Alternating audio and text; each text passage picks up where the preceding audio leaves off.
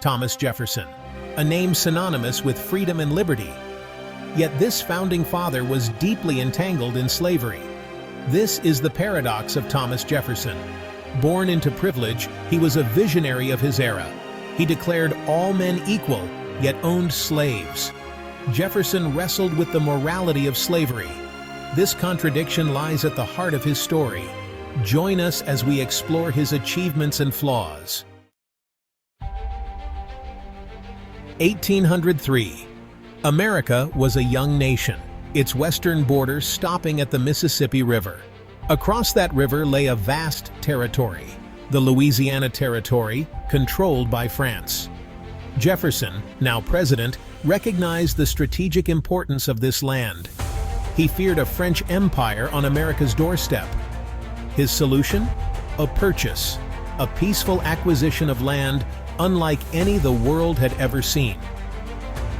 For a mere $15 million, the United States doubled in size. The Louisiana Purchase was a gamble, a risky move that ultimately paid off in spades. It fueled westward expansion, sparked economic growth, and solidified America's destiny as a continental power. Jefferson, the pragmatist, the visionary, had secured a legacy far beyond his wildest dreams. This single act, the Louisiana Purchase, would forever alter the course of American history. It's 1776. Tension with Great Britain is reaching a boiling point. The Continental Congress needs a document, a declaration, to justify its break from the crown. Enter Thomas Jefferson. At 33 years old, Jefferson was tasked with drafting what would become the United States Declaration of Independence. His words were bold, revolutionary. We hold these truths to be self-evident, that all men are created equal, that they are endowed by their Creator with certain unalienable rights, that among these are life, liberty, and the pursuit of happiness. These words, echoing through the halls of history, became the bedrock of a new nation. They proclaimed the radical notion that governments derive their just powers from the consent of the governed. Jefferson's declaration served as a beacon of hope for revolutionaries and reformers across the globe. But the shadow of slavery loomed large. How could a nation founded on the ideals of liberty and equality tolerate such a brutal system? It's a question that would haunt Jefferson and America for generations to come. Here lies the great contradiction of Thomas Jefferson. The man who penned "all men are created equal" was himself a slave owner. He inherited enslaved people as a young man and continued to own them throughout his life, ultimately owning hundreds. Jefferson expressed discomfort with slavery. He called it a moral depravity and a hideous blot on the nation. He even drafted legislation to ban the slave trade, though it ultimately failed. Yet, Jefferson never freed his own slaves. He argued economic necessity, feared social upheaval, and grappled with the complexities of integrating a freed black population into a society built on white supremacy. This hypocrisy, this stark contrast between words and actions, is impossible to ignore. It forces us to confront the uncomfortable truth that even the most enlightened figures of our past were products of their time, complicit in a system that ran counter to their own stated ideals. Section 5. The Mind of a Polymath. From Architecture to Education. Jefferson was more than just a politician. He was a man of insatiable curiosity, a true Renaissance man. His interests spanned a wide range of disciplines, from architecture to agriculture, from science to philosophy. Jefferson designed his own home, Monticello, a stunning example of neoclassical architecture.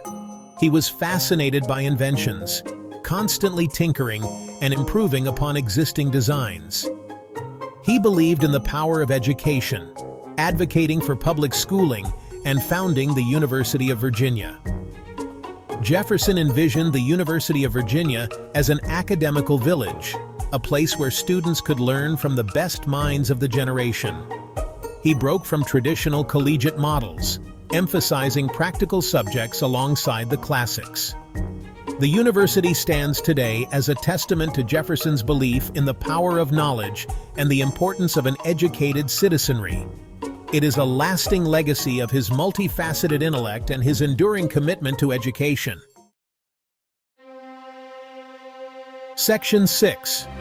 Monticello, a monument to grandeur and debt. Perched atop a hill overlooking Charlottesville, Virginia, stands Monticello, Jefferson's beloved plantation home. Designed by Jefferson himself, Monticello is a masterpiece of architecture, a testament to his refined taste and love of classical design. But behind the grandeur of Monticello lay a darker reality: debt. Jefferson lived beyond his means, constantly expanding his estate and acquiring more land and enslaved people. By the time of his death, he was deeply in debt, a stark reminder that even the most brilliant minds can fall prey to financial mismanagement. The story of Monticello is a microcosm of Jefferson's life, a blend of towering achievement and troubling contradiction. It is a place of beauty and innovation, built and sustained by the labor of enslaved people. Today, Monticello stands as a museum, a UNESCO World Heritage Site, and a powerful reminder of the complexities of our nation's past. It is a place where we can admire Jefferson's genius while confronting the uncomfortable truths about his life and legacy. Sally Hemings and the Shadows of History. Rumors circulated about Thomas Jefferson and Sally Hemings, a young enslaved woman at Monticello. Hemings, it was whispered, had borne several of Jefferson's children. Jefferson never publicly acknowledged the relationship. DNA evidence confirmed Jefferson fathered at least one of Hemings's children. This revelation forced a reassessment of Jefferson's legacy. The story of Sally Hemings challenges our understanding of history. Section 8. A legacy forged in contradiction. Thomas Jefferson died on July 4, 1826, the 50th anniversary of the Declaration of Independence.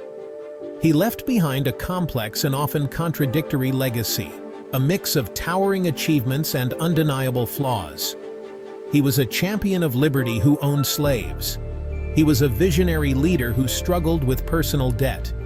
He was a man of great intellect and insatiable curiosity, yet he was also a man of his time, shaped by the prejudices and limitations of his era.